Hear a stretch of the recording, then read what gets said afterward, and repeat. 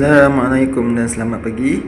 Jadi hari ini saya akan membincangkan tentang cara pengiraan installment bagi kereta Brezza. Kat sini saya ada sedikit formula kita nak kira. Yang ada dua perkara yang perlu kita tahu, iaitu dia punya bunga, total interest yang akan kita bayar, yang bergantung kepada jumlah loan pinjaman kita, interest rate dan juga berapa tahun kita buat pinjaman tersebut.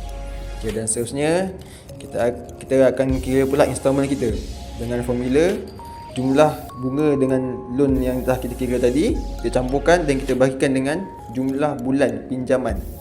Kalau iaitu jumlah tahun darabkan dengan 12 bulan. Jadi untuk sebagai contoh, saya akan ambil daripada price list ni.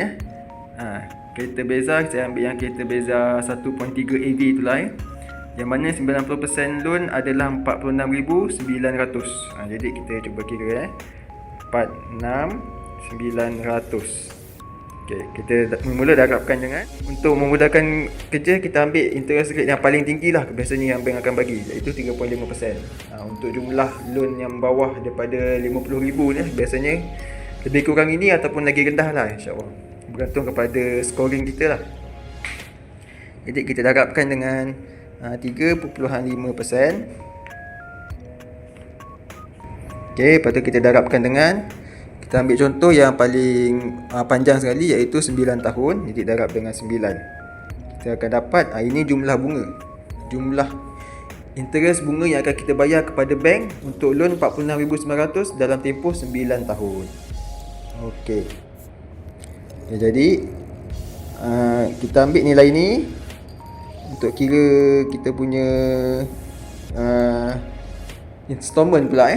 Jadi kita tambahkan dengan loan. Tadi loan kita 46,900.